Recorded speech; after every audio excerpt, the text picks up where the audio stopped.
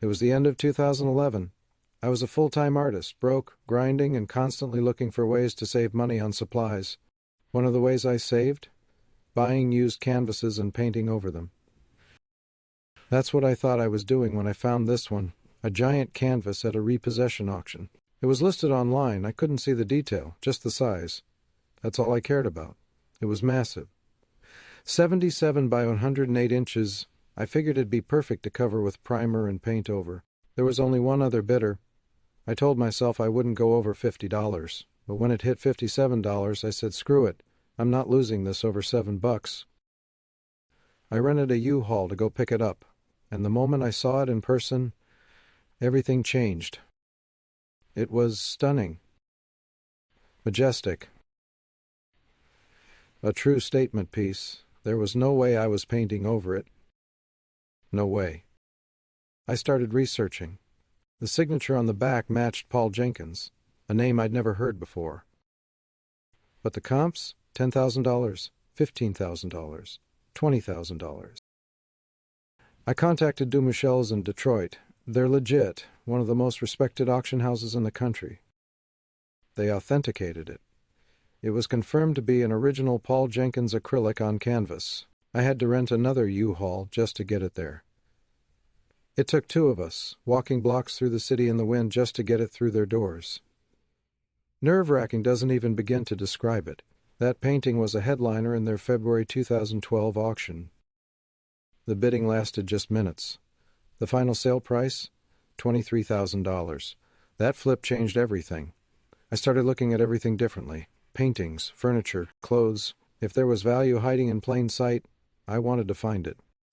Since then, I've flipped thousands of items, and I'm still going. If you're watching this thinking, yeah, but that's a once-in-a-lifetime thing, you're wrong. It wasn't my last painting that I flipped for profit. Less than 10 months later, I found an even bigger score. That moment lit something in me. I started building systems, creating checklists, diving deep into auction records, artist databases, sourcing techniques, anything to get better and more efficient. I didn't want to rely on luck. I wanted to know what I was looking at and what it could really be worth. That obsession to learn turned into something bigger.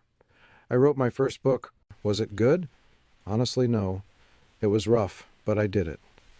And that one step led to another. I kept writing, kept flipping, kept building. Eventually, that momentum led to a publishing deal with Skyhorse Publishing. Do you think I'm the only one out here at auctions, estate sales, thrift stores, and garage sales? Of course not. But like I always say, being at the right place at the right time only matters if you're prepared and aware. And that's the difference. I don't rely on luck. I've developed systems, strategies for spotting overlooked value, research tools, pricing instincts, visual tells, gut checks. I've trained myself to hunt treasure in plain sight, while most people walk right past it. That $57 painting wasn't a fluke. It was a trigger. Since that day, flipping has expanded my income. But more than that, it's expanded my life. It led me to write more books. It led me to build a brand. Because one flip became a pattern, and that pattern became a platform. So if you're wondering where to begin, start here. I'm not here to sell you anything. I'm here to share what I've learned.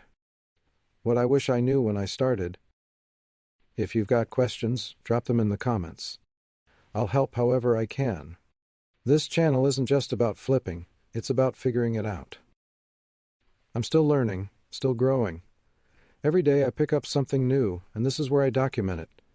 So if you're into that, if the flipping lifestyle speaks to you, if you want more freedom and more control in your life, consider subscribing. Thanks for watching.